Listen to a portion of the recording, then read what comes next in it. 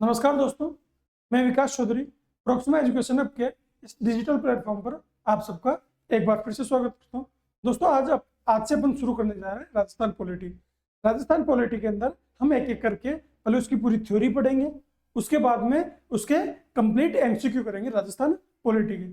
आप सबको पता है कि जो आरपीएससी द्वारा या फिर आरएसएमएसएसबी द्वारा जो एग्जाम लिए जाते हैं इसमें राजस्थान पॉलिटी का बहुत ज्यादा वेटेज रहता है।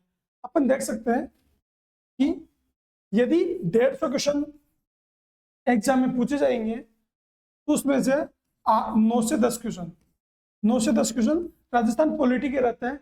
और इसके अलावा भी जो इंडियन पॉलिटी है उसका वेटेज रहता है। इंडियन पॉलिटी और राजस्थान पॉलिटी में कुछ खास डिफरेंस नहीं है। इंडियन पॉलिटी में अपन जैसे राष्ट्रपति पढ़ रहे हैं उसी प्रकार से राजस्थान पॉलिटी में राज्यपाल पढ़ लेंगे। इंडियन पॉलिटी में अगर प्रधानमंत्री पढ़ेंगे तो राजस्थान पॉलिटी में मुख्यमंत्री पढ़ लेंगे। इंडियन पॉलिटी में संघ लोक सेवा आयोग पढ़ेंगे तो राजस्थान पॉलिटी में राजस्थान लोक सेवा आयोग पढ़ लेंगे, है ना। तो इनमें डिफरेंस केवल आर्टिकल का है, बाकी सब चीजें इनमें लगभग सेम रहती है, इनकी प्रक्रिया सेम रहती है ना। तो अपन धीरे धीरे एक एक करके पहले सबसे पहले पढ़ेंगे अपन राजस्थान पॉलिटी। राजस्थान पॉलिटी में आज जो अपना पहला टॉपिक शुरू करने जा रहा है वह है राजस्थान लोक सेवा आयोग। राजस्थान लोक सेवा आयोग जिसको अपन किस नाम से जानते हैं, जिसको अपन आरपीएससी के नाम से जानते हैं, राजस्थान लोक सेवा आयोग आरपीएससी। इसके बारे में आज अपन डिस्कशन करेंगे, है ना। तो इसकी थ्योरी देख लेते हैं सबसे पहले कि कैसे राजस्थान लोक सेवा आयोग कैसे बनता है। तो लोक सेवा आयोग भारतीय संविधान में लोक सेवा आयोग की परिकल्पना की गई है। कहां पे की गई है? भाग 14 में जो आर्टिकल 315 है और आर्टिकल 315 से आर्टिकल 323 के बीच में लोक सेवा आयोग की परिकल्पना की गई है। और लोक सेवा आयोग कितने? 3 प्रकार के, एक केंद्र स्तर पे, है ना, एक राज्य स्तर पे, और तीसरा कौन सा रहेगा? तीसरा होगा संयुक्त लोक सेवा। तो केंद्र स्तर पे होगा संघ लोक सेवा आयोग, जिसे अपन क्या बोलते हैं? यूपीएससी। संघ लोक सेवा आयोग जिसे हम क्या बोलते हैं? जिसे हम बोलते हैं यूपीएससी, है ना। इसके अलावा राज्य लोक सेवा आयोग, है ना, जिसे अपन क्या बोलते हैं? जिसे राजस्थान का राज्य लोक सेवा आयोग को आरपीएससी बोलते हैं, यूपी के लोक सेवा आयोग को यूपीपीएससी बोलते हैं, है ना। तो अलग अलग सर्विस कमीशन की बात हो गई। इसके अलावा एक होता है जेपीएससी,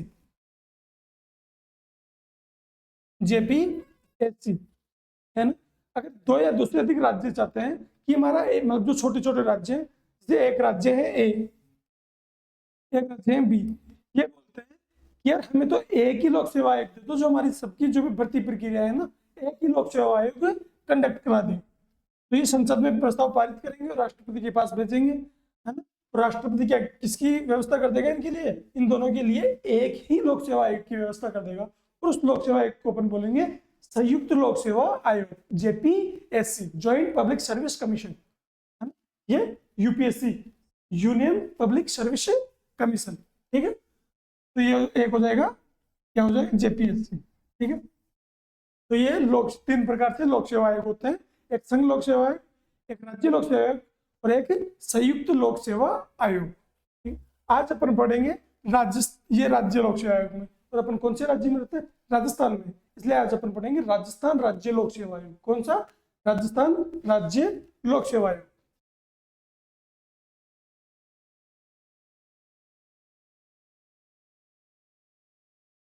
देखो, स्वतंत्रता से पूर्व भी कहीं पे लोक सेवा आयोग था कि अपने राजस्थान में? हाँ, अपने 3 प्रकार से लोक सेवा आयोग बन चुका था 1947 से पूर्व। स्वतंत्रता से पूर्व 3 रियासतों ने लोक सेवा आयोग बनाया था। कितनी रियासतों ने बनाया था? 3 रियासतों ने। स्वतंत्रता से पूर्व 3 रियासतों ने लोक सेवा आयोग बनाया था। उसमें एक थी जोधपुर, पहली रियासत कौन सी? जोधपुर 1939। दूसरी रियासत थी इसमें जयपुर और तीसरी रियासत थी इसमें बीकानेर।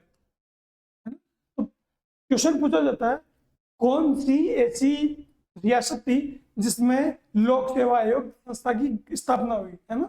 लोक सेवा आयोग की संस्था की स्थापना हुई, इसके लिए मेरिट बेसिस पे पदोन्नति।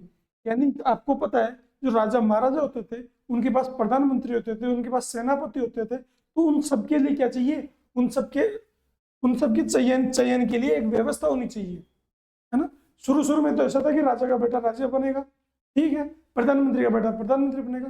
लेकिन राजा का बेटा राजा तो ठीक है, लेकिन प्रधानमंत्री का बेटा ही प्रधानमंत्री बने ये तो जरूरी नहीं था, है ना। तो उसके लिए एक पद्धति शुरू की गई, वो थी कि जो योग्य हुआ, और योग्यता के लिए क्या कर रहे थे वो, एक लोक सेवा आयोग का गठन किया, है ना। और वो लोक सेवा आयोग सबसे पहले कहाँ पे, जोधपुर में 1939, जयपुर 1940 और बीकानेर 1946 में लोक सेवा आयोग की स्थापना हुई। ठीक है, तो ये स्वतंत्रता से पहले की बात। स्वतंत्रता के बाद कहाँ पे, है ना, कि स्वतंत्रता के बाद में जो लोक सेवा आयोग बना, वर्तमान जो लोक सेवा आयोग बना हुआ है, आरपीएससी जो बनी हुई है, इसकी स्थापना कैसे हुई, तो इसके लिए एक अधिनियम लाया, एक अध्यादेश लाया, राजस्थान लोक सेवा आयोग अध्यादेश 1949। राजस्थान लोक सेवा आयोग अध्यादेश 1949 लाया गया, और इसकी धारा 13 के तहत, इसकी धारा 13 के तहत राजस्थान लोक सेवा आयोग अध्यादेश 1949, इसकी धारा 13 के तहत 16 अगस्त 1949 को एक अध्यादेश जारी किया गया। ये अध्यादेश कब जारी हुआ, ये जारी हुआ 16 अगस्त 1949 को जारी, है ना। और इस किसने जारी किया, ये अध्यादेश किसने जारी किया, अध्यादेश जारी करने का काम होता है राज्यपाल का। किसका, राज्यपाल का। तब अपने पास राज्यपाल था ही नहीं, राज्यपाल कब जाके बनते, 1956 में। उससे पहले क्या था, उससे पहले थे अपने पास राज प्रमुख।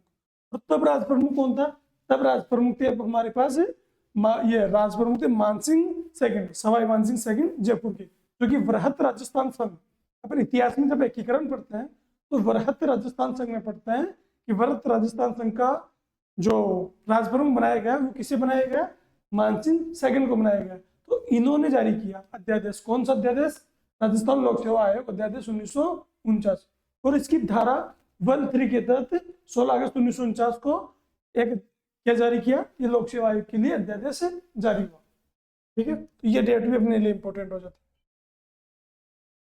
है। ठीक, इसके बाद में ये अध्यादेश कब से प्रभावी हुआ, इंपॉर्टेंट चीज, ये जो अध्यादेश था ये कब से प्रभावी हुआ, यानी मैं आज ही कोई अध्यादेश अगर मेरे को राज्यपाल बना दिया जाए, मैं कोई अध्यादेश आज जारी कर दूं, ये अध्यादेश जारी होगा, लेकिन अगर ये लागू ही नहीं हुआ तो इस अध्यादेश का क्या मतलब, है ना। यानी मैं कोई भी एक कानून बना दूं राज्यपाल के तौर पे, और अगर मैं इसको लागू ही नहीं करूं तो इसका कोई भी मतलब नहीं है ना। तो इसको लागू होना जरूरी है। तो इसके लिए कब लागू हुआ, ये लागू हुआ था 20 अगस्त 1949 को प्रभावी। कब लागू हुआ, कब प्रभावी हुआ, ये 20 अगस्त 1949 को प्रभावी हुआ। और यही डेट सबसे ज्यादा इंपॉर्टेंट है, क्योंकि अपने पूछा जाता है डायरेक्ट एग्जाम के अंदर कि आरपीएससी का गठन कब हुआ, आरपीएससी की स्थापना कब हुई, और डेट दी जाती है 20 अगस्त 1949, है ना। तो सबसे ज्यादा इंपॉर्टेंट डेट कौन सी है, ये 20 अगस्त 1949, जिस दिन से ये आरपीएससी जो अध्यादेश है ये प्रभावी हुआ, ये पूरे राजस्थान में लागू हुआ। तो आरपीएससी का गठन कब हुआ, 20 अगस्त 1949 को आरपीएससी का गठन हुआ। ठीक, नेक्स्ट क्वेश्चन, नेक्स्ट क्या पूछा जाता है, नेक्स्ट पूछा जाता है कि आरपीएससी ने कब से कार्य प्रारंभ किया। आरपीएससी ने जो अपना कार्य प्रारंभ किया वो कब से किया, तो आरपीएससी ने 20 दिसंबर 1949 से कार्य प्रारंभ किया। आरपीएससी ने 20 दिसंबर 1949 से कार्य प्रारंभ किया, और जिस दिन से इसने कार्य प्रारंभ किया उसको बोलते हैं राजस्थान लोक सेवा आयोग स्थापना दिवस। राजस्थान लोक सेवा आयोग स्थापना दिवस कब किसको मानते हैं, 22 दिसंबर 1949 को मानते हैं। इस दिन से किसने, आरपीएससी ने कार्य प्रारंभ किया, 22 दिसंबर 1949 से आरपीएससी ने अपना कार्य प्रारंभ किया, और इसको बोलते हैं राजस्थान लोक सेवा आयोग स्थापना दिवस। ठीक, तो ये 3 डेट है, 16 अगस्त 1949, 20 अगस्त 1949 और 22 दिसंबर 1949। पहले में क्या हो रहा है, जो राजस्थान लोक सेवा अध्यादेश है वो जारी हो रहा है। 20 अगस्त 1949 को क्या आ रहा है, जो राजस्थान लोक सेवा आयोग अध्यादेश है वो क्या हो रहा है, प्रभावी हो रहा है, लागू हो रहा है पूरे राजस्थान में। और इस दिन से 22 दिसंबर 1949 से आरपीएससी अपना कार्य प्रारंभ कर रही है, इसलिए इसको बोलते हैं इसका स्थापना दिवस, आरपीएससी का स्थापना दिवस। ठीक, अब आरपीएससी बनाई है तो कहीं ना कहीं इसका मुख्यालय तो बनाया होगा। अब इसका मुख्यालय कहाँ बनाएगा, तो 1949 में इसका मुख्यालय बनाएगा सत्यनारायण राव, ये कहाँ पे मुख्यालय बनाएगा, जयपुर में। इसका मुख्यालय बनाएगा जयपुर में। ठीक, कहाँ पे बनाया गया मुख्यालय, इसका मुख्यालय बनाया गया जयपुर में। तो ये जयपुर में मुख्यालय बन गया भाई। ठीक, इसके बाद में पी सत्यनारायण राव कमेटी की सिफारिश पर, पी सत्यनारायण राव समिति की सिफारिश पर 1 नवंबर 1956 को, कब, 1 नवंबर 1956, ये डेट भी इंपॉर्टेंट है, ये एग्जाम में पूछी जाती है कि कौन सी तारीख को जो आरपीएससी का मुख्यालय जयपुर से चेंज हो गया, कहाँ हो गया, अजमेर हो गया, है ना। तो 1 नवंबर 1956 को पी सत्यनारायण राव कमेटी की सिफारिश पर आरपीएससी का मुख्यालय कहाँ कर दिया, जयपुर की जगह अजमेर कर दिया। और अजमेर में वर्तमान में आरपीएससी का मुख्यालय कहाँ है, अजमेर में वर्तमान में आरपीएससी का मुख्यालय कहाँ है, घूघरा घाटी। कौन सी घाटी, घूघरा घाटी। तो घूघरा घाटी में आरपीएससी का मुख्यालय है अजमेर के अंदर, घूघरा घाटी में आरपीएससी का मुख्यालय, ठीक है। आरपीएससी का मुख्यालय कहाँ है, घूघरा घाटी में अजमेर में।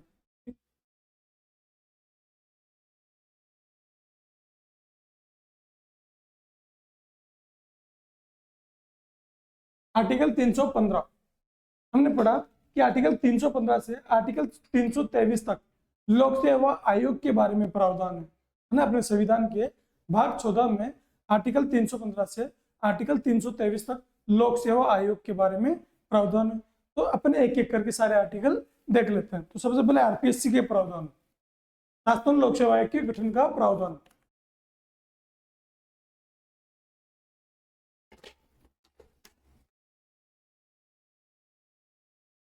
तो राजस्थान लोक सेवा आयोग के गठन का प्रावधान है ना, कि कोई भी जो राज्य लोक सेवा आयोग होगा उसका गठन होगा कौन से आर्टिकल के तहत होगा, है ना।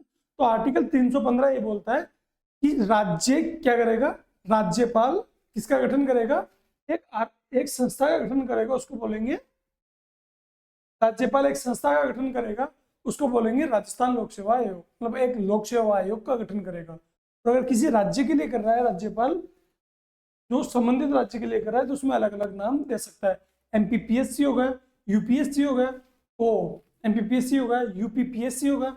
ऐसे राजस्थान में होता है आरपीएससी।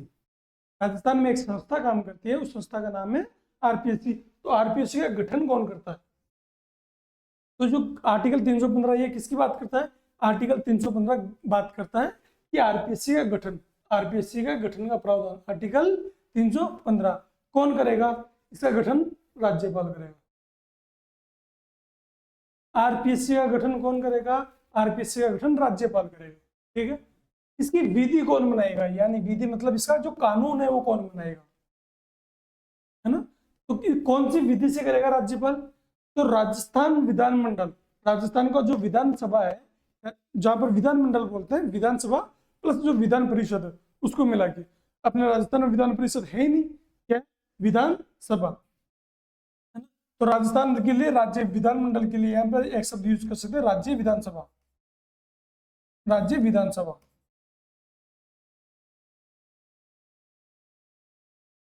तो राज्य विधानसभा में जैसे कानून पारित करेगी, राज्य विधानसभा जैसे कानून पारित करेगी उसी प्रकार से, यानी उसी कानून के आधार पे राज्यपाल क्या करेगा, आरपीएससी का गठन करेगा। तो आरपीएससी का गठन कौन करता है, राज्यपाल करता है। इसके लिए कानून कौन बनाता है, इसके लिए कानून बनाती है राज्य विधानमंडल। तो राज्य विधानमंडल द्वारा पारित विधि के आधार पे राज्यपाल गठन करेगा आरपीएससी, ठीक है। अब बात करते हैं अपन जेपीएससी की, है ना। बीच में हालांकि इसके बारे में बात करनी तो नहीं चाहिए, अपन आरपीएससी के बारे में पढ़ रहे हैं, लेकिन जेपीएससी थोड़ा सा लिंक्ड है, तो छोटी छोटी चीजें यहाँ से देख सकते हैं।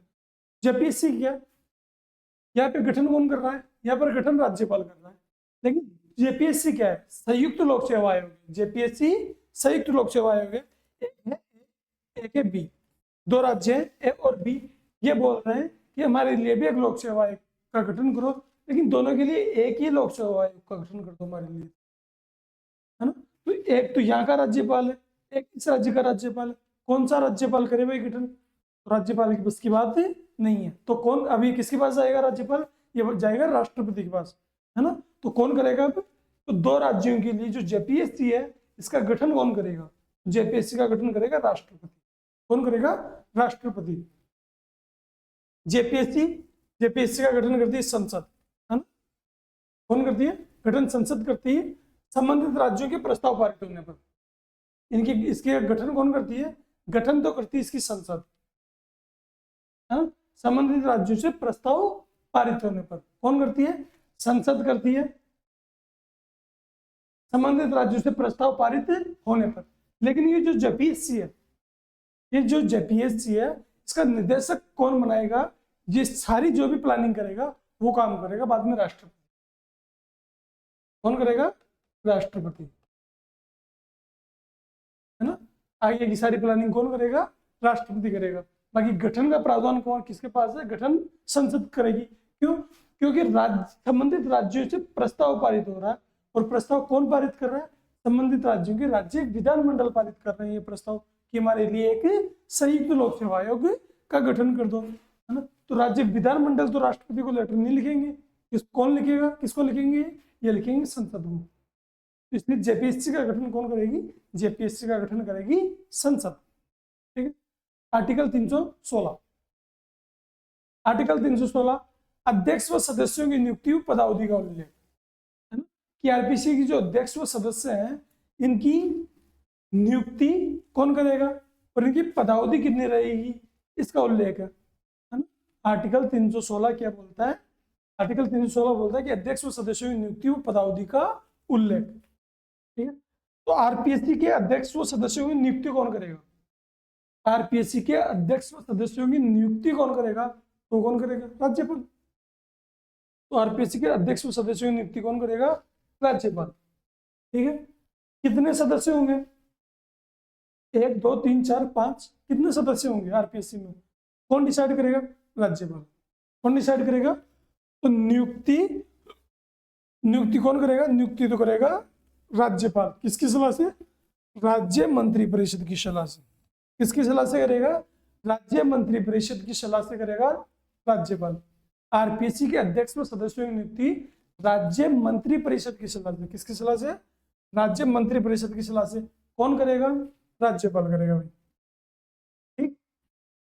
एक जेपीएससी है, जेपीएससी के अध्यक्ष व सदस्यों की नियुक्ति कौन करेगा? राष्ट्रपति। जेपीएससी के अध्यक्ष व सदस्यों की नियुक्ति कौन करेगा?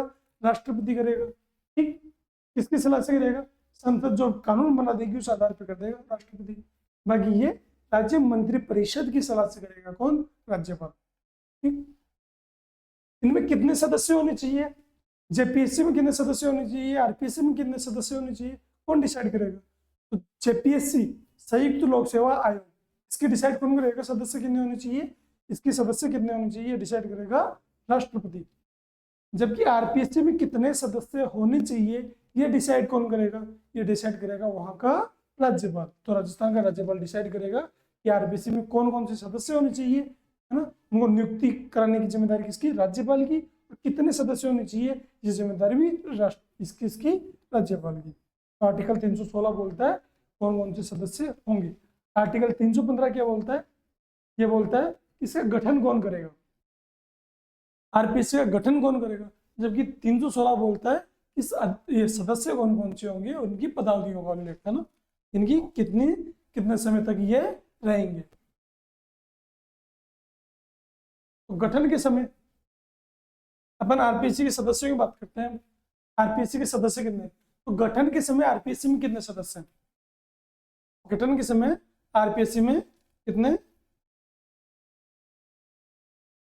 गठन के समय आरपीएससी में कितने सदस्य? गठन कब हुआ? आरपीएससी का गठन हुआ भैया 1949 में।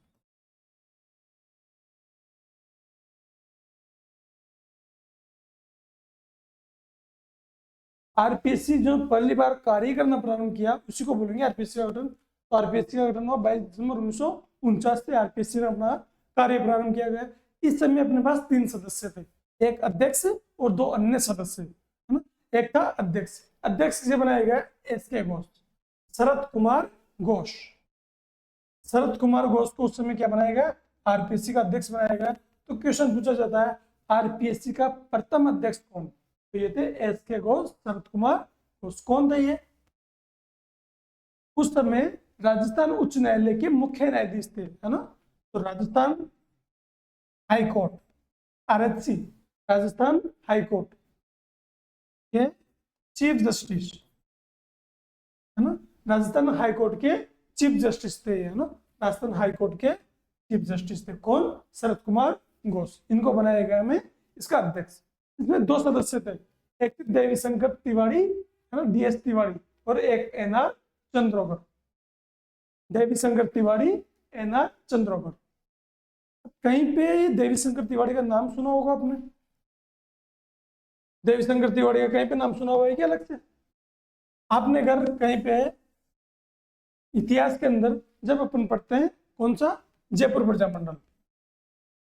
इतिहास में जयपुर प्रजामंडल पढ़ते हैं,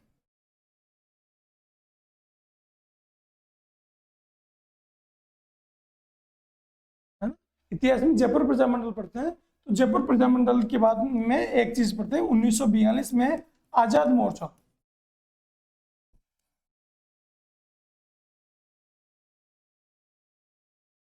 इतिहास में जब अपन जयपुर प्रजामंडल पढ़ते हैं तब पढ़ते हैं 1942 का आजाद मोर्चा, है ना? भारत छोड़ो आंदोलन के समय आजाद मोर्चा की स्थापना होती है। और इसी आजाद मोर्चा की स्थापना करने में कौन कौन शामिल है?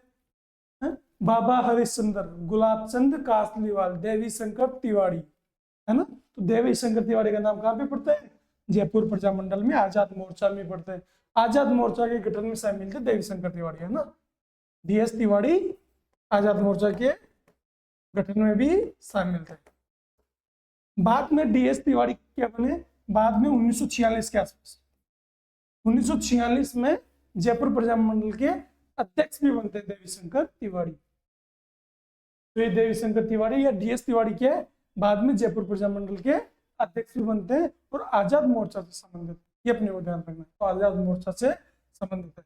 और बाद में RPSC के अध्यक्ष भी बनते हैं, आगे चल के RPSC के अध्यक्ष भी ये बनते हैं। ठीक है, NR चंद्रोकर।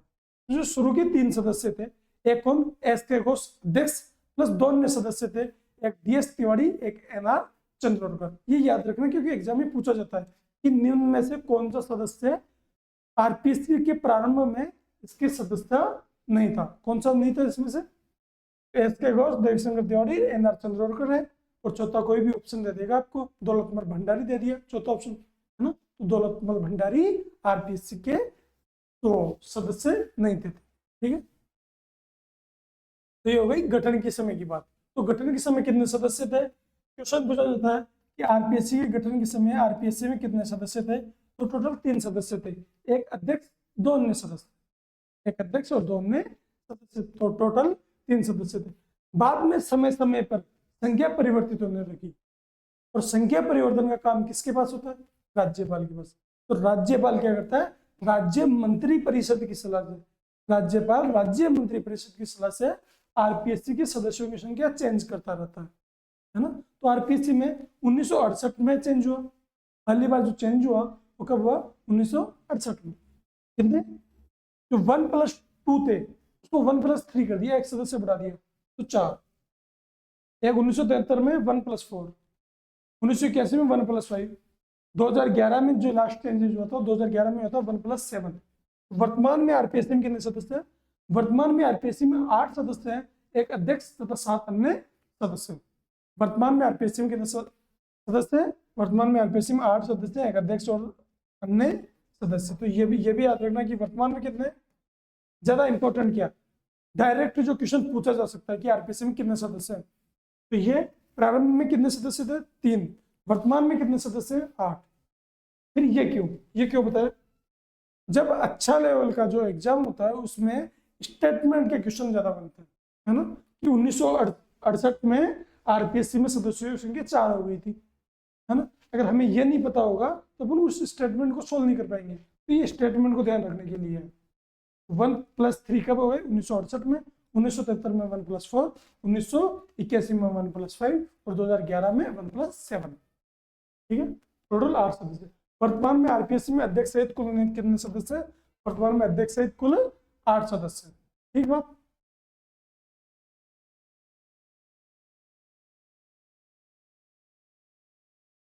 सदस्य की योग्यता संबंधी प्रावधान, है? सदस्यों की योग्यता संबंधी प्रावधान की कौन कौन से सदस्य? क्या 8 सदस्य है तो 8 सदस्य क्या सारे के सारे ही IAS IPS होने चाहिए?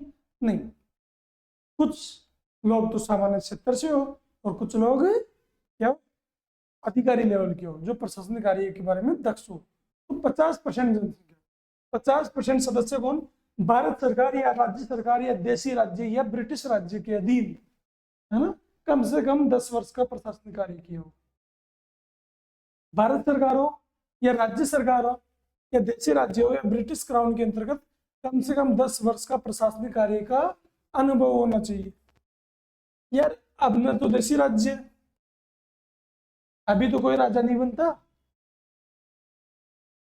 न कोई ब्रिटिश क्राउन है भारत में, न तो कोई देशी राजा है, नहीं कोई ब्रिटिश क्राउन है, इनके अंदर प्रशासनिक कार्य की कोई बात ही नहीं है। तो ये लाइन क्यों लिखी हुई है? बात हो रही है 1949 की, है ना। 1949 से 10 साल पहले जाओ, 1949 से 10 साल पहले जाओगे तो आएगा 1939, और 1939 में तो देशी राजा भी थे, है ना, और ये देशी राजा भी थे, ब्रिटिश क्राउन भी था। तब भारत सरकार या राज्य सरकार नहीं थी।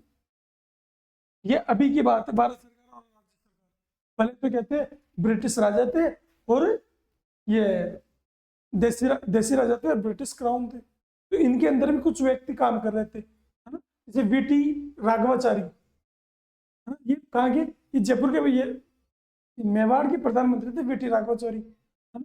तो उन्होंने अगर 10 साल काम किया मेवाड़ के राजा के साथ, तो उनको भी क्या इसमें आरपीएससी में शामिल किया जा सकता था। उनकी योग्यता के बारे में बात हो रही है। तो 50% सदस्य कौन से होने चाहिए? 50% सदस्य ऐसे होने चाहिए जो या तो भारत सरकार या राज्य सरकार या देशी राज्य या ब्रिटिश क्राउन के अंतर्गत क्या हो, कम से कम 10 वर्ष प्रशासनिक कार्य का अनुभव रखे। ठीक। दूसरा क्या बोल रहे हैं कि 50% सदस्य कौन सी होनी चाहिए? दूसरे 50% सदस्य सामान्यतः राजनीतिक शिक्षा के क्षेत्र से हो सकता है ना, समाज सेवा के क्षेत्र से हो सकता है, कानून के क्षेत्र से हो सकता है। यानी इन सब में जो भी पीएचडी वाले आदमी, जो अनुभव वाले आदमी, समाज सेवा हो गया, शिक्षा हो गया, राजनीतिक अनुभव रखता हो, उन लोगों को भी आरपीएससी में सदस्य रख सकते हैं। लेकिन अध्यक्ष पद हेतु अलग से योग्यता है नहीं। ये दोनों जो योग्यताएं, ये दोनों जो योग्यताएं, यही अध्यक्ष पद के लिए, अध्यक्ष पद के लिए अलग से कोई भी योग्यता का प्रावधान नहीं, है ना। तो अगर स्टेटमेंट के रूप में पूछेगा ये कि अध्यक्ष पद हेतु कोई योग्यता का अलग से योग्यता का प्रावधान है भारतीय संविधान में? नहीं, भारतीय संविधान में कहीं भी आरपीएससी के अध्यक्ष पद के लिए अलग से योग्यता का प्रावधान नहीं है, ये आप ध्यान रखना। ठीक। अध्यक्ष पद रिक्त हो जाए, अनुपस्थित हो जाए या कर्तव्य पालन में असमर्थ हो, अध्यक्ष पद है वो रिक्त हो जाए या अनुपस्थित हो जाए या कर्तव्य पालन में असमर्थ हो, तो राज्यपाल अन्य सदस्यों में से कार्यवाहक अध्यक्ष नियुक्त करेगा। कौन करेगा? राज्यपाल अन्य सदस्यों में से कार्यवाहक अध्यक्ष नियुक्त करेगा। ऐसा लिखा हुआ था 15वें संविधान संशोधन में। इसमें 15वें संविधान संशोधन 1963, 15वां संविधान संशोधन 1963 क्या बोलता है? राज्यपाल अन्य सदस्यों में से कार्यवाहक राज्यपाल नियुक्त करेगा, है ना, कार्यवाहक अध्यक्ष नियुक्त करेगा। किसका? आरपीएससी। ठीक बात। नेक्स्ट रही बात पदावधि में, आर्टिकल 316 में क्या लिखा हुआ है? आर्टिकल 316 में क्या चीज लिखी हुई है कि एक तो ये इनकी जो नियुक्ति कौन देगा? आर्टिकल 316 में लिखा हुआ है नियुक्ति और पदावधि। तो नियुक्ति तो कौन देगा? राज्यपाल देगा। इनकी पदावधि कितनी होगी? तो इनकी पदावधि आर्टिकल 316(2) के तहत है कितनी? 6 वर्ष या 62 वर्ष। या तो आरपीएससी के सदस्य के रूप में या अध्यक्ष के रूप में 6 वर्ष बिता लिए हो उसने, या उसकी 62 वर्ष की एज हो गई हो, है ना। इसके बाद में वो काम नहीं करेगा आरपीएससी के साथ। तो 6 वर्ष या 62 वर्ष की आयु जो भी पहले हो, यानी एक व्यक्ति ने काम करना शुरू किया 54 साल की एज में, आरपीएससी का सदस्य बना 54 साल की एज में, है ना, और उसने कार्यकाल पूरा किया 6 वर्ष तक, उसने 60 वर्ष तक का हो गया। ठीक। तो ये व्यक्ति जैसे 54 में काम करना शुरू किया, 60 का होगा, ये रिटायर्ड हो जाएगा। किससे? उस पद से रिटायर्ड हो जाएगा। अगर सदस्य है तो उसके बाद में वो कभी सदस्य नहीं बन पाएगा, फिर वो अध्यक्ष बन सकता है ना। और अध्यक्ष कब तक बन सकता है ना। एक व्यक्ति है जो 60 साल में आरपीएससी के साथ जुड़ा, उसने 6 वर्ष काम किया, तो क्या वो 64 वर्ष तक काम कर पाएगा? नहीं, वो काम कर पाएगा केवल 62 वर्ष तक। केवल वो 2 साल ही काम कर पाएगा, क्योंकि ज्यादा से ज्यादा एज क्या होनी चाहिए, 62 वर्ष से ज्यादा एज होनी चाहिए, या कम से कम या 6 साल का उसने काम किया हो। 6 वर्ष या 62 वर्ष की एज जो भी पहले हो जाए ना, तभी वो रिटायर्ड हो जाएगा।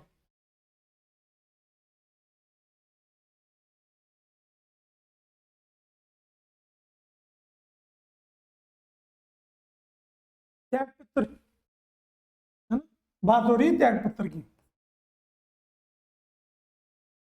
सदस्य व अध्यक्ष अपना त्याग पत्र किसे देंगे, सदस्य व अध्यक्ष अपना त्याग पत्र किसे देंगे, राज्यपाल को देंगे। किसको देंगे, सदस्य व अध्यक्ष अपना त्याग पत्र किसको देंगे, राज्यपाल को। सदस्य व अध्यक्ष अपना त्याग पत्र किसको देंगे, राज्यपाल को देंगे। अपने हस्ताक्षर साइन करके राज्यपाल को सौंप देंगे, तो स्व हस्ताक्षर लेख द्वारा प्रस्तुत होगा। ठीक, तो त्याग पत्र किसे, राज्यपाल को, त्याग पत्र राज्यपाल को। आरपीएससी का सदस्य कार्यकाल समाप्ति के बाद उसी पद पर पुनर्निर्वाचित नहीं हो सकता। आरपीएससी का सदस्य कार्यकाल समाप्ति के पश्चात उसी पद पर पुनर्नियुक्ति का पात्र नहीं होगा, उसी पद पर पुनर्नियुक्ति का पात्र नहीं होगा। देखो समझो बात। आरपीएससी का ये सदस्य है ए, आरपीएससी का कोई सदस्य है ए, है ना, इसने 50 साल की एज में काम शुरू किया आरपीएससी के साथ, आरपीएससी के सदस्य के रूप में 50 साल के रूप में काम किया, और उसने 56 साल तक आरपीएससी के सदस्य के रूप में रहा। समझो, ये आरपीएससी का भी क्या है, सदस्य है, अध्यक्ष नहीं है। आरपीएससी का क्या है, सदस्य है, आरपीएससी सदस्य, ये आरपीएससी सदस्य है, तो उसने 56 साल तक काम कर दिया, तो अब ये आरपीएससी का सदस्य वापस नहीं बन सकता, उसी पद पर पुनर्निर्वाचित पुनर्नियुक्त नहीं होगा, या उस पद पे या उससे छोटे पद पे नियुक्त नहीं होगा, तो उसे बड़े पद पे तो जा सकता है ना। 56 साल की एज हो गई, अब इसको बड़े पद पे भेजना चाहती है गवर्नमेंट, तो बड़ा पद कौन सा, आरपीएससी के सदस्य से बड़ा पद कौन सा हो सकता है, आरपीएससी का अध्यक्ष, आरपीएससी का अध्यक्ष बना सकता है उसको, आरपीएससी का अध्यक्ष बना दे, चल जाएगा। या जिसने आरपीएससी के सदस्य के रूप में काम किया, तो अगर मैं दूसरे कमीशन में सदस्य भेज दूं, तो दूसरे किसी भी कमीशन में सदस्य के रूप में काम नहीं करेगा, तो वहां भी अध्यक्ष के रूप में काम कर सकता है ना। तो अन्य लोक सेवा आयोग, अन्य राज्य लोक सेवा आयोग ना, अन्य राज्य लोक सेवा आयोग, जिसे यूपी में भेज दें उसको, तो यूपी में राज्य लोक सेवा आयोग में ये अध्यक्ष के रूप में कार्य कर सकता है, अन्य राज्य लोक सेवा आयोग में ये अध्यक्ष बन सकता है,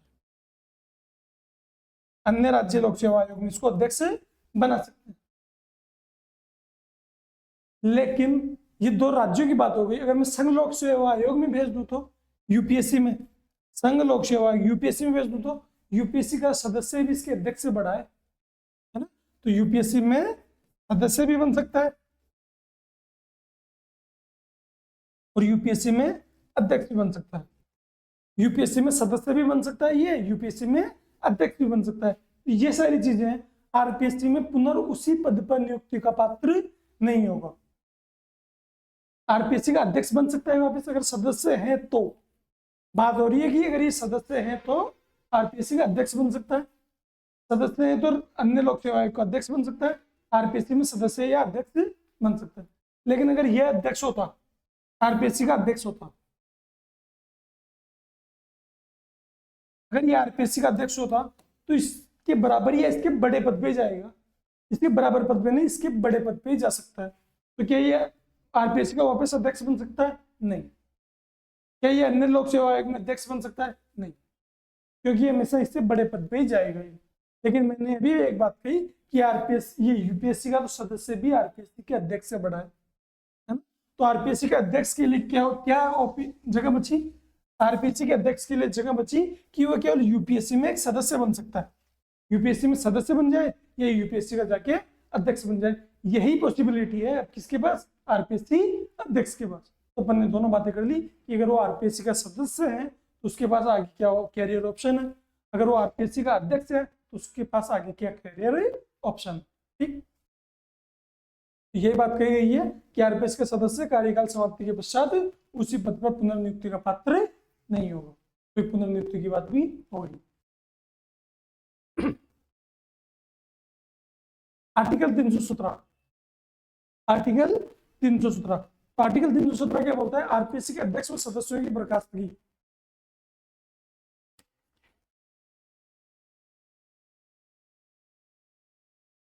आर्टिकल 317 बोलता है आरपीएससी के अध्यक्ष व सदस्यों की बर्खास्तगी और निलंबन का प्रावधान। आरपीएससी के अध्यक्ष व सदस्यों की बर्खास्तगी व निलंबन का प्रावधान, ये कौन किसके तहत है? आर्टिकल 317, है ना। आर्टिकल 317, आर्टिकल 315 आरपीएससी का गठन कौन करेगा? आर्टिकल 316 नियुक्ति कौन देगा, उनकी पदावधि क्या है, उनकी योग्यता क्या है? आर्टिकल 317, आर्टिकल 317 क्या बोलता है? उनको बर्खास्त कर दो या उनका निलंबन कर दो, है ना? या तो हटा दो पूरी तरह या उनको सस्पेंड कर दो कुछ टाइम के लिए। ये कौन करेगा? ये काम किसके पास है? ये शक्तियां किसके पास? तो एक है हटाना, उनको हटाना है पद से, तो कौन हटाएगा भाई? उसको पद से हटाएगा। ये काम किसके पास है? पद से हटाने का काम राष्ट्रपति करेगा। लेकिन कारण भी तो होना चाहिए, बिना कारण किसी को हटा दोगे क्या? नहीं। तो कारण है कदाचार का आरोप लगने पर। किसका आरोप लग जाए? कदाचार का आरोप लग जाए, है ना। जैसे अभी डीपी जारोली आरपीएससी के सदस्य है, डीपी जारोली निलंबित चल रहे हैं, सस्पेंडेड है। क्यों? कदाचार के आरोप लग गए, है ना। कि एक तो भ्रष्ट आचरण हो जाए, कदाचार मतलब भ्रष्ट आचरण आ जाए या भ्रष्टाचार आ जाए, है ना। बहुत सारी चीजें हैं जो कदाचार के अंदर आती है। फिर कदाचार मैंने बोल दिया उठ के कि आरपीएससी का अध्यक्ष क्या है? भ्रष्ट है, मान लेंगे मेरी बात? नहीं। तो इसके लिए करेंगे उच्चतम न्यायालय के न्यायाधीश द्वारा जांच करवाई जाएगी।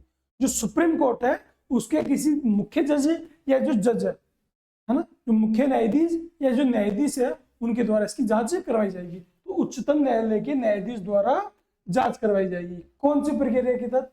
आर्टिकल 145 में विहित जो प्रक्रिया है भारतीय संविधान के आर्टिकल 145 में जो विहित जो प्रक्रिया है उसके तहत जांच करवाई जाएगी। और जांच में अगर साबित हो जाता है कि ये कदाचार का आचरण किया गया है सदस्य द्वारा, तो उसको कौन हटाएगा? राष्ट्रपति हटा सकता है ना।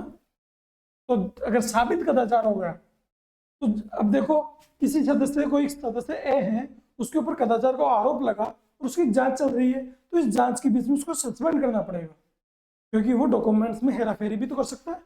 उसको सस्पेंड करना पड़ेगा, उसको निलंबित करना पड़ेगा। पर ये निलंबित करने का कार्य कौन करता है? जांच के दौरान निलंबन कौन करता है? राज्यपाल। तो जांच के दौरान निलंबन कौन करता है? जांच के दौरान निलंबन करता है राज्यपाल। जांच के दौरान निलंबन कौन करता है? जांच के दौरान निलंबन करता है राज्यपाल, है ना। अब मान लो जांच हो गई पूरी, निलंबित चल रहा था, ये कदाचार साबित हो गया, तो इस कदाचार साबित होने के बाद में उसकी अध्यक्ष और सदस्यों को कौन हटाएगा? अगर अध्यक्ष के खिलाफ कदाचार साबित हुआ है तो अध्यक्ष को कौन हटाएगा? राष्ट्रपति। सदस्य के खिलाफ कदाचार साबित हुआ है तो सदस्यों को कौन हटाएगा? राष्ट्रपति। तो अध्यक्ष और सदस्यों को राष्ट्रपति हटाता है। कारण क्या? कदाचार। इसके अलावा और भी कारण हो सकते हैं। मानसिक पागल या दिवालिया हो गया हो, वो क्या हो जाए? दिवालिया घोषित हो जाए, है ना। वो क्या हो जाए? दिवालिया घोषित हो जाए। ये मानसिक और शारीरिक रूप से अक्षम हो, है ना। मान लो भगवान न करे कोई भी आरपीएससी का सदस्य ए, वो जा रहा है, उसका एक्सीडेंट हो गया बुरी तरह से, है ना, तो और वो अब काम करने में सक्षम नहीं है, तो उसको क्या आरपीएससी के सदस्य के रूप में रहना चाहिए? नहीं रहना चाहिए। इसलिए मानसिक और शारीरिक रूप से अक्षम हो गया तो इसमें जांच करने की जरूरत है ही नहीं। ये लाभ का पद धारण कर लिया हो, आरपीएससी के सदस्य ने कोई लाभ का पद धारण कर लिया हो, है ना। आरपीएससी के सदस्य ने कॉलेज लेक्चर, कॉलेज प्रोफेसर के रूप में पद ग्रहण कर लिया, तो कॉलेज प्रोफेसर तो एक लाभ का पद है, उस पर ये नहीं बैठ सकता, तो उसके आधार पर भी इसको हटाया जा सकता है। तो ये अन्य कारण भी हैं आरपीएससी सदस्य को हटाने के। मानसिक पागल दिवालिया, और मानसिक पागल दिवालिया हो गया, और लाभ का पद धारण कर लिया हो, शारीरिक रूप से अक्षम हो, ठीक है। तो आर्टिकल 317 होगा कि आरपीएससी के सदस्यों की बर्खास्तगी कैसे की जाएगी। आर्टिकल 318 आरपीएससी के अध्यक्ष, सदस्य और कार्य कर्मचारी वृंद को सेवा शर्तों के बारे में विनियम बनाने की शक्ति, है ना, कि आरपीएससी के अध्यक्ष, सदस्य और कर्मचारी जो भी हैं आरपीएससी के, वो कैसे काम करेंगे, उनके बारे में जो नियम बनाना है, जो विनियम बनाना है, इसकी शक्ति किसके पास है? इसकी शक्ति है राज्यपाल के पास। किसके पास है? शक्ति राज्यपाल के पास है। तो आरपीएससी के अध्यक्ष, सदस्यों, कर्मचारी वृंद की सेवा शर्तों के बारे में नियम बनाने की शक्ति किसके पास है? राज्यपाल के पास। लोक सेवा आयोग के अध्यक्ष व सदस्यों की सेवा शर्तों में नियुक्ति के पश्चात कोई अलाभकारी परिवर्तन नहीं होगा। लोक सेवा आयोग के अध्यक्ष व सदस्यों की सेवा शर्तों में कोई अलाभकारी परिवर्तन नहीं होगा। अलाभकारी परिवर्तन मतलब ऐसी कोई भी चीज जो उसके लाभ के खिलाफ हो, है ना। जैसे मान लो आरपीएससी का कोई सदस्य है, उसको 50 रुपए की सैलरी मिल रही है। आरपीएससी के सदस्य को 50 रुपए की सैलरी मिल रही है, हालांकि इतनी मिलती नहीं है, 250 का रेशो है, लेकिन मान लो कि 50 रुपए सैलरी मिल रही है आरपीएससी के अध्यक्ष को, है ना। अब आरपीएससी के अध्यक्ष बनने तक तो उसको मिल रही है 50 रुपए, मान रहे बीच में गवर्नमेंट आती है और उसमें 25 रुपए कर देती है कि नहीं, आज से इसको हम 25 रुपए देंगे। ऐसा नहीं कर सकते, यानी सैलरी में हो गया, उसकी सेवा शर्तों, उसके पेंशन में हो गया, उसके पास जो गार्ड रहेंगे, सुरक्षा गार्ड, उनके बारे में हो गया। तो ऐसी कोई भी अलाभकारी परिवर्तन नहीं कर सकती। तो लोक सेवा आयोग के अध्यक्ष व सदस्यों की सेवा शर्तों में नियुक्ति के पश्चात अलाभकारी परिवर्तन नहीं किया जा सकता। ठीक बात। आर्टिकल 319 सेवानिवृत्ति के बाद में क्या? सेवानिवृत्ति के बाद में पद धारण से संबंधित है आर्टिकल 319, सेवानिवृत्ति के बारे में पद धारण से संबंधित, है ना। मान लो आरपीएससी का अध्यक्ष है, तो सेवानिवृत्ति के बाद में कौन कौन से पद धारण कर सकता है?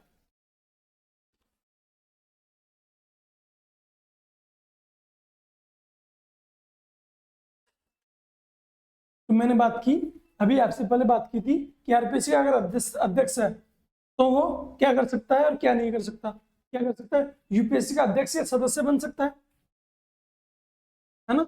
यूपीएससी का अध्यक्ष या सदस्य बन सकता है, अन्य राज्य लोक सेवा आयोग का अध्यक्ष बन सकता है, अन्य राज्य लोक सेवा आयोग का अध्यक्ष बन सकता है। हाँ, बराबर का बन सकता है, कि ऊपर का नहीं बन सकता, है ना। ये इससे नीचे का पद धारण नहीं कर सकता। क्या नहीं कर सकता? अध्यक्ष नहीं कर सकता, भारतीय राज्य सरकार के अधीन अन्य नियोजन का पात्र नहीं होगा। भारतीय राज्य सरकार के अधीन अन्य नियोजन का, यानी आप कोई और डिपार्टमेंट देना चाहो, आरपीएससी के जो अध्यक्ष है ना, उसको कोई अदर डिपार्टमेंट देना चाहो तो वो आप नहीं दे सकते, आप लोक सेवा आयोग में इसको भेज सकते हो। ठीक। अगर आरपीएससी के सदस्य है तो क्या नहीं कर सकता?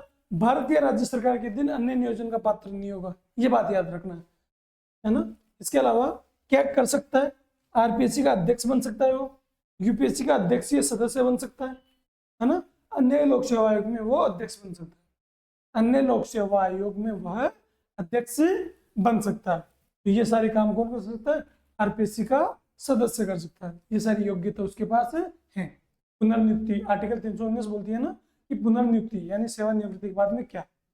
सेवानिवृत्ति के बाद में अन्य किसी लोक नियोजन का पात्र नहीं होगा। अगर आप उसी सेक्टर में उसको भेजना चाहते हो लोक सेवा आयोग के फील्ड में, उसकी ये शर्तें हैं। ठीक बात। नेक्स्ट आर्टिकल 320 लोक सेवा आयोग के कार्य या कर्तव्य क्या है? लोक सेवा आयोग के कार्य या कर्तव्य क्या है?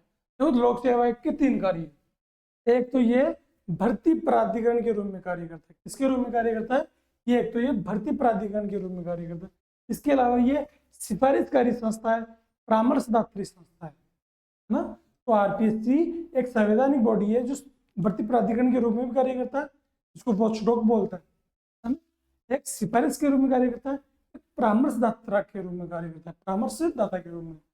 तो पहला काम, राज्य की सेवाओं में नियुक्ति हेतु भर्ती पर, राज्य की सेवाओं में नियुक्ति हेतु भर्ती परीक्षाओं का आयोजन, है ना, प्लस योग्य उम्मीदवारों का चयन। भर्ती परीक्षाएं अपन जानते हैं आरपीएससी बहुत सारी वैकेंसीज क्या करती है, कंडक्ट करवाती है, और जो योग्य उम्मीदवार है उनका चयन करती है। तो ये काम भर्ती प्राधिकरण के रूप में तो हम इसका काम जानते हैं। इसके और भी काम है ना। तो भर्ती प्राधिकरण के अलावा उसके और भी काम है। एक लोक सेवकों की पदोन्नति हेतु सिफारिश। कोई लोक सेवक है, कोई गवर्नमेंट कर्मचारी है, तो उसकी जो पदोन्नति करनी है, उसका प्रमोशन करना है ना, तो उसकी जो सिफारिश कौन करेगा, वो आरपीएससी करेगी। अनुशासनात्मक कार्रवाई की सिफारिश है ना, किसी बड़े पद पर बैठे हुए व्यक्ति के ऊपर जो अनुशासनात्मक जो कार्रवाई की जाती है, उसकी सिफारिश भी कौन करती है, आरपीएससी करती है। ठीक। इसके अलावा सिविल पदों के लिए भर्ती पद्धतियों से संबंधित विषयों पर सिफारिश कि सिविल पद्धतियों के लिए, जैसे कोई भी एक भर्ती निकाल दी, जैसे मैंने निकाल दी नायब तहसीलदार, नायब तहसीलदार। अभी पिछले कुछ दिनों से खबर चल रही थी, पहले जैसे आरपी या आरएस की वैकेंसी नहीं आई थी, उससे पहले खबर चल रही थी नायब तहसीलदार की अलग से वैकेंसी निकलेगी भैया। क्या प्रक्रिया रहेगी कि 1 डे एग्जाम होगा, यानी क्या होगा, 1 डे एग्जाम। 1 डे एग्जाम कैसे कि एक ही पेपर लगेगा, उस पेपर के थ्रू नायब तहसीलदार आपको बना दिया जाएगा। ये बात चल रही थी ना, तो ये बात कंफर्म कौन करेगा कि एक ही दिन में पेपर होना चाहिए या आरएस की तरह 3-3 पेपर होने चाहिए। हालांकि नायब तहसीलदार को आरएस के अंदर ही इंक्लूड किया गया है, क्योंकि तहसीलदार पहले नायब तहसीलदार ही बनता है। जो आरटीएस की जो आरएस के अंदर जो आरटीएस होता है, वो नायब तहसीलदार ही बनता है। तो सिविल पदों के लिए जो भर्ती प्रक्रिया होगी, जो भर्ती पद्धति है, उसका चयन कौन करेगा, उसका चयन भी करेगा कौन, उसकी सिफारिश भी कौन करेगा, वो भी काम करेगी आरपीएससी। इसके अलावा सेवा अंतरण पर परामर्श देने का कार्य है ना, कि मैं पहले तो 2nd ग्रेड था, अब मैं 3rd ग्रेड में जाना चाहता हूँ, ये मैं 2nd ग्रेड था, अब मैं 1st ग्रेड में जाना चाहता हूँ। प्रमोशन के थ्रू नहीं, मेरा सिलेक्शन हो गया, तो इसमें जो इसका कार्य भी कौन करता है, इसमें परामर्श देने का कार्य भी कौन करता है, इसके परामर्श का कार्य भी करती है आरपीएससी। इसके अलावा पेंशन के संबंध में या क्षतिपूर्ति के मामलों में परामर्श कौन करती है, इसके मामले में परामर्श भी करती है आरपीएससी। परामर्श कैसे, क्षतिपूर्ति की परामर्श कैसे, एक सदस्य है ना, ये जिसे एक सदस्य है, ये पुलिस में एक सदस्य है, ये पुलिस में है, किसी कारणवश इनको सस्पेंड कर दिया गया है ना, किसी कारणवश इनको क्या कर दिया, सस्पेंड कर दिया गया। अब मान लो इनको सस्पेंड कर दिया, तो अब क्या, ये गए कोर्ट में, बहुत लंबी प्रक्रिया तक केस चला। ये इनके ऊपर से जो सस्पेंशन लगा था, वो लगा था 24 साल की उम्र में, और कोर्ट ने फैसला सुनाया कि इनके ऊपर जो सस्पेंशन लगा हुआ है वो बहुत गलत है। कौन सी एज में, जब ये 40 साल के हो गए, तब 40 साल के हो गए तब कोर्ट ने फैसला सुनाया इसका सस्पेंशन हटाओ, आपने सस्पेंशन बहुत गलत लगाया। यार अब 16 साल की सैलरी, 16 साल की सैलरी तो गई है ना, इस व्यक्ति की 16 साल की सैलरी तो गई नहीं। इसके लिए प्रावधान कौन कर रहा है, इसके लिए क्षतिपूर्ति की परामर्श करती है आरपीएससी। ठीक। इसके अलावा राज्यपाल द्वारा निर्देशित अन्य किसी विषय पर परामर्श दे सकता है। राज्यपाल बोले कि मेरे को इस विषय पे परामर्श चाहिए, तो उस विषय पे आरपीएससी तैयारी कि हाँ परामर्श तो हमसे कभी भी मांग लो, ये सारे काम करती है आरपीएससी। आर्टिकल 320 आरपीएससी के कार्य हो गए। नेक्स्ट, आरपीएससी एक परामर्शदात्री सलाहकारी संवैधानिक निकाय है, परंतु राज्य सलाह मानने हेतु बाध्य नहीं है। आरपीएससी राज्य को सलाह दे रही है, लेकिन राज्य सलाह मांगे तो ठीक, सलाह माने तो ठीक, नहीं माने तो ठीक है ना। लेकिन राज्य को काम ये बताना पड़ेगा कि राज्य ने सलाह मांगी थी और उस सलाह को माना क्यों नहीं, ये कारण बताना पड़ेगा। तो राज्य आरपीएससी एक परामर्शकारी सलाहकारी संवैधानिक निकाय है, परंतु राज्य सलाह मानने हेतु बाध्यकारी नहीं है। राज्य सरकार सलाह नहीं मानती तो राज्य विधानमंडल में कारण बताना होगा। ये तो है कि सलाह माने तो ठीक है, नहीं माने तो ठीक, लेकिन कारण बताना पड़ेगा राज्य विधानसभा में या राज्य विधानमंडल में, कारण बताना पड़ेगा। ठीक बात। इसके अलावा जो एक और बात है जो इम्पोर्टेंट है, वो है हमने पढ़ा कि आरपीएससी क्या है, एक भर्ती प्राधिकरण है। इसके लिए एक वर्ड यूज किया जाता है, वो है वॉच डॉग। कौन सा, वॉच डॉग यानी प्रहरी। वॉच डॉग अर्थात आरपीएससी राज्य में मेरिट पद्धति का वॉच डॉग है। वॉच डॉग बोलते हैं प्रहरी को, इसको बोलते हैं प्रहरी को, यानी जो सुरक्षा करता है ना। राज्य में मेरिट पद्धति का वॉचडॉग है, अर्थात भर्ती प्राधिकरण। ये लाइन बहुत ही याद रखनी कि ये भर्ती, ये मेरिट पद्धति का वॉचडॉग किसे कहा जाता है? मेरिट पद्धति का वॉचडॉग आरपीएससी को कहा जाता है। ठीक, आरपीएससी के कर्तव्यों का विस्तार करने की शक्ति, आरपीएससी के कर्तव्यों का विस्तार करने की शक्ति किसके पास है? राज्य विधानमंडल के पास है। आरपीएससी कौन कौन से और काम करेगी? जो 8 काम तो हमने पढ़ लिए, इसके अलावा आरपीएससी और क्या काम करेगी, ये किसके पास है शक्ति? ये राज्य विधानमंडल के पास है। आर्टिकल 321 के तहत, आर्टिकल 321 के तहत राज्य विधानमंडल तय करेगी कि कौन से काम आरपीएससी को करने चाहिए और काम भी करवा सकती है। इसका विस्तार करने की शक्ति किसके पास है ना? आरपीएससी के कर्तव्यों का विस्तार करने की शक्ति राज्य विधानमंडल के। ठीक, इसके अलावा आरपीएससी के अध्यक्ष व सदस्यों के वेतन भत्ते पेंशन राज्य की संचित निधि पर भारित होते हैं। किस पे? राज्य की संचित निधि पर भारित। आरपीएससी के अध्यक्ष सदस्य की जो पेंशन भत्ते या जो भी वेतन है वो किसके ऊपर भारित है? राज्य की संचित निधि पर भारित है। क्यों? क्योंकि किसके लिए काम कर रहे हैं? राज्य के लिए काम कर रहे हैं। लेकिन गवर्नमेंट ऐसा नहीं करेगी कि विधानमंडल में इसके ऊपर चर्चा करने लग जाए। चर्चा कर लो, लेकिन ऐसा नहीं कि इसमें कटौती करनी है, ये करना है, इसमें चेंजेस करना है, उसके लिए मतदान नहीं कर सकती, है ना। तो वेतन भत्तों पेंशन पर राज्य विधानमंडल में चर्चा तो कर सकते हो, मतदान नहीं कर सकते। लाइन इंपॉर्टेंट है ये, है ना। जो सेंटेंस वाले क्वेश्चन बनते हैं अच्छे वाले, उसमें ये ऐसे ऐसी लाइनें पूछी जाती है कि आरपीएससी के अध्यक्ष सदस्यों के वेतन भत्ते राज्य की संचित निधि पर भारित होते हैं और इनके ऊपर चर्चा तो की जा सकती है विधानमंडल में, लेकिन इनके ऊपर मतदान नहीं किया जा सकता। ये अपने को ध्यान रखना। ठीक, नेक्स्ट, आरपीएससी के सदस्यों को वेतन कितना मिलता है? एक को मिल रहा है 225, एक को मिल रहा है 215। 225 किसको? आरपीएससी का जो अध्यक्ष है उसको 2,25,000 और आरपीएससी का जो सदस्य है उसको 2,15,000 रुपए पर माह ये क्या मिलती है? ये सैलरी मिलती है, वेतन मिलता है। इसके अलावा भत्ते अलग है ना, ये तो वेतन मिलता है। ठीक, आर्टिकल 323, आरपीएससी अपना वार्षिक प्रतिवेदन किसको सौंपती है? आरपीएससी अपना वार्षिक प्रतिवेदन किसे सौंपती है? आरपीएससी अपना वार्षिक प्रतिवेदन राज्यपाल को सौंपती है और राज्यपाल उस प्रतिवेदन को राज्य विधानमंडल के समक्ष रखवाता है। राज्यपाल उस प्रतिवेदन को राज्य विधानमंडल के समक्ष रखवाता है। तो आरपीएससी अपना वार्षिक प्रतिवेदन राज्यपाल को सौंपती है, राज्यपाल उस प्रतिवेदन को राज्य विधानमंडल के समक्ष रखवाता है ना। एक है राजस्थान लोक सेवा आयोग का सचिवालय, भी ये तो आरपीएससी के अध्यक्ष वगैरह हो गए, इनके लिए कुछ काम करने के लिए गवर्नमेंट बॉडी बनाई हुई है अलग से, और सचिवालय ना। इसमें एक सचिव बैठता है, आईएएस लेवल का सचिव बैठता है। तो ये राजस्थान लोक सेवा आयोग का सचिवालय कहाँ है? सचिवालय अजमेर में बना हुआ है। कहाँ बना हुआ है? अजमेर में बना हुआ है। सचिव एक आईएएस अधिकारी होगा। सचिव कौन होगा? आईएएस अधिकारी होगा। और नियुक्तियों व वेतन भत्तों का निर्धारण कौन करता है? इस सचिव के वेतन भत्तों का निर्धारण कौन करता है? राज्यपाल करता है। इस सचिव की नियुक्ति कौन करता है? राज्यपाल करता है। ठीक है ना। ये राजस्थान लोक सेवा आयोग किस काम के लिए? प्रशासनिक व वित्तीय कार्य के लिए। कुछ ज्यादा इंपॉर्टेंट नहीं है, छोटी सी बात थी, अपने को ध्यान रखनी है कि इसका आयोग, इसका एक सचिवालय भी है और उस सचिवालय का बना हुआ है, इसका सचिवालय अजमेर में ही बना हुआ है। ठीक, नेक्स्ट, अब इसके जो कुछ फैक्ट है, आरपीएससी का प्रथम सचिव, ये जो सचिवालय बनाया गया है ना, इसका प्रथम सचिव कौन?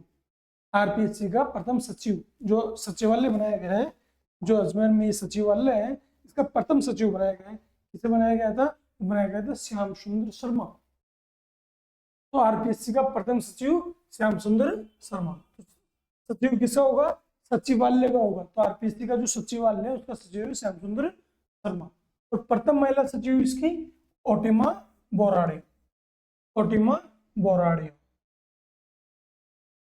बोराड़िया को इसकी प्रथम मुख्य सचिव, वो प्रथम महिला सचिव बनाया गया था। प्रथम सचिव कौन थे इसके? वो थे श्याम सुंदर शर्मा। वर्तमान में इसके सचिव कौन है? रामनिवास मेहता। वर्तमान में आरपीएससी के सचिव कौन है? रामनिवास मेहता। तो आरपीएससी जो भी कोई भी लेटर जारी करेगी, आरपीएससी सचिवालय से जो भी कोई लेटर जारी होगा यहाँ पर लिखा आएगा रामनिवास मेहता, है ना। यहाँ पे क्या लिखा आएगा, रामनिवास मेहता लिखा था, ये अपने को ध्यान रखना है। तो आरपीएससी को वर्तमान में सचिव कौन है, रामनिवास मेहता जी वर्तमान में आरपीएससी के सचिव है। अब आरपीएससी के कालानुक्रम की बात कर लेते हैं कि आरपीएससी में वो कौन अध्यक्ष रहा, कौन कार्यवाहक अध्यक्ष रहा, सर्वाधिक कार्यकाल, न्यूनतम कार्यकाल, ऐसे क्वेश्चन प्राय एग्जाम में देखे जाते हैं, तो उनकी बात कर लेते हैं। आरपीएससी का प्रथम अध्यक्ष हमने पढ़ लिया, तत्कालीन मुख्य न्यायाधीश राजस्थान हाईकोर्ट के होते एस के घोष, है ना। एस के घोष तत्कालीन मुख्य न्यायाधीश थे राजस्थान हाईकोर्ट के, उनको बनाया गया था। कब शपथ ली थी, 22 दिसंबर 1949 को इन्होंने पद ग्रहण किया था। कब पद ग्रहण किया था इन्होंने, 22 दिसंबर 1949 को। इसी दिन तो कार्य प्रारंभ किया, जिस दिन इन्होंने पद ग्रहण कर लिया उस दिन सबने कार्य प्रारंभ कर दिया। तो आरपीएससी के लिए जो अध्यादेश जारी हुआ था कब हुआ था, 16 अगस्त 1949।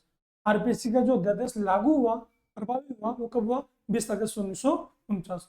तो आरपीएससी ने कार्य प्रारंभ कब से किया, 22 दिसंबर 1949। आरपीएससी के प्रथम अध्यक्ष कौन, डॉक्टर एस के घोष। इसके बाद में इसमें प्रथम कार्यवाहक अध्यक्ष कौन, इसके प्रथम कार्यवाहक अध्यक्ष एल जोशी। प्रथम कार्यवाहक अध्यक्ष कौन, एल जोशी, है ना। तो आरपीएससी के प्रथम कार्यवाहक अध्यक्ष कौन, एल जोशी। सर्वाधिक कार्यकाल वाले अध्यक्ष देवी शंकर तिवारी। सर्वाधिक कार्यकाल वाले अध्यक्ष डीएस तिवारी, देवी शंकर तिवारी। अभी हमने पढ़ा था कि जयपुर प्रजामंडल से संबंधित थे, 1946 में जयपुर प्रजामंडल के अध्यक्ष भी बनते हैं ये, और बाद में, और ये उससे पहले क्या थे, आजाद मोर्चा के संस्थापक सदस्यों में से भी एक थे देवी शंकर तिवारी। 1951 से 1958 तक 6 साल और कुछ महीने इन्होंने क्या किया, सर्वाधिक कार्यकाल वाले अध्यक्ष बने। न्यूनतम कार्यकाल वाले अध्यक्ष कौन थे, न्यूनतम कार्यकाल वाले अध्यक्ष थे बीएल रावत। कौन, बीएल रावत। केवल 34 दिन के लिए अध्यक्ष पद पर कार्य किया, किन्होंने, बीएल रावत ने, केवल 34 दिन के लिए। इसके अलावा एक और व्यक्ति है, वो उनका नाम है एनएल जैन। एनएल जैन क्यों जाने जाते हैं एनएल जैन को, क्यों याद रखना है कि आरपीएससी के सदस्य भी थे और विधानसभा अध्यक्ष पद पर भी इन्होंने कार्य किया था, है ना। राजस्थान विधानसभा अध्यक्ष पद पर भी इन्होंने कार्य किया था। राजस्थान विधानसभा के स्पीकर भी ये रह चुके थे और आरपीएससी के सदस्य भी रहे थे। इसके अलावा एक है सीआर चौधरी। सीआर चौधरी ये आरपीएससी के अध्यक्ष भी रहे, लोकसभा सांसद भी रहे और केंद्रीय मंत्री भी रहे। तो सीआर चौधरी लोकसभा सांसद, केंद्रीय मंत्री और आरपीएससी अध्यक्ष, तीनों पदों पे ये रहे। इसके अलावा एक है रघुकुल तिलक। राष्ट्रपति शासन के लिए याद किए जाते हैं ना रघुकुल तिलक। ये आरपीएससी के सदस्य भी थे और राजस्थान के राज्यपाल भी थे। तो ये अपने को ध्यान रखना है क्योंकि एग्जाम में बहुत बार पूछा जाता है रघुकुल तिलक के लिए भी कि आरपीएससी के सदस्य भी रहे थे और ये राजस्थान के राज्यपाल भी। आरपीएससी में अब तक कितनी महिला, आरपीएससी की प्रथम महिला अध्यक्ष, आरपीएससी की प्रथम महिला अध्यक्ष कोई नहीं। आरपीएससी में अब तक कोई भी महिला अध्यक्ष नहीं बन सकी है। अब तक केवल महिला तो सदस्य के रूप में काम किया है। अब तक 8 महिलाओं ने सदस्य के रूप में काम किया। इन्होंने 8 महिलाओं ने। पहली है कांता खतूरिया। कांता खतूरिया ने आरपीएससी के अध्यक्ष के रूप, सदस्य के रूप में काम किया। यह राजस्थान राज्य महिला आयोग की प्रथम अध्यक्ष बनी थी। राजस्थान राज्य महिला आयोग की प्रथम अध्यक्ष बनी थी और पूर्व एमएलए भी रह चुकी है। पूर्व एमएलए भी है और राजस्थान राज्य महिला आयोग की प्रथम अध्यक्ष पद भी इन्होंने काम किया था। इन्होंने कांता खतूरिया ने पहले काम कर चुकी थी, बाद में आरपीएससी में आई थी। इसके अलावा कमला भील, प्रकाशवती शर्मा, दिव्या सिंह, राजकुमारी गुजर, है ना, दिव्या सिंह और राजकुमारी गुजर। इसके अलावा हमें 2 सदस्यों का नाम याद रखना है, संगीता आर्य और मंजू शर्मा। संगीता आर्य और मंजू शर्मा, इन्होंने भी आरपीएससी के वर्तमान में आरपीएससी के जो वर्तमान में जो आरपीएससी है उस सदस्य के रूप में काम कर रही है। ये संगीता आर्य और मंजू शर्मा। ठीक, आरपीएससी का जो वर्तमान स्वरूप है वो क्या है 1+7 का कब आया था 2011 में ना। आरपीएससी का वर्तमान स्वरूप 2011 में आया था। पहली बार कब 1+4 1968 में। 1+3 का जो कॉन्सेप्ट आया था कब आया था 1968 में। बाकी 2011 में जो चेंजेस हुए वो 1+7 का। वर्तमान में अध्यक्ष कौन है? कार्यवाहक अध्यक्ष वास्तव में अध्यक्ष नहीं है। कौन है? कैलाश चंद्र मीणा। कैलाश चंद्र मीणा। संजय सूत्रे, जो संजय कुमार सूत्रे थे इससे पहले उनका कार्यकाल पूरा हो चुका था, तो भी कार्यवाहक अध्यक्ष के रूप में काम कर रहे हैं कैलाश चंद्र मीणा, वर्तमान अध्यक्ष। इसके अलावा सदस्य कौन कौन है? Doctor Sangeeta Arya, doctor Manju Sharma, lieutenant colonel Kesari Singh Rathore, professor Ayub Khan, Babulal Katara. नाम सुना होगा बाबूलाल कटारा। रीट भर्ती में निलंबित चल रहे हैं, अभी सस्पेंडेड चल रहे हैं बाबूलाल कटारा। एक पद रिक्त है वर्तमान में आरपीएससी में, एक पद रिक्त है, बाकी ये गठन स्वरूप चलता रहता है ना। एक पद रिक्त है, एक निलंबित है, तो वर्तमान में केवल 6 सदस्य कार्य कर रहे हैं। ठीक, तो ये अपनी आरपीएससी कंप्लीट हो चुकी है ना। एक एक करके हमने आरपीएससी के जो सारे इंपॉर्टेंट फैक्ट थे वो देख लिए।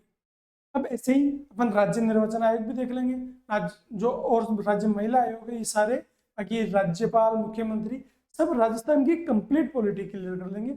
उसके बाद में एक ही मैराथन सीरीज में राजस्थान की कंप्लीट जो ये राज व्यवस्था है, राजस्थान की राज व्यवस्था, इसके एमसीक्यू जो 300 से 400 एमसीक्यू है उनके थ्रू अपन पूरी पॉलिटी का एक बार से रिवीजन कर लेंगे। आपके एग्जाम में कोई भी क्वेश्चन बाहर से नहीं आएगा।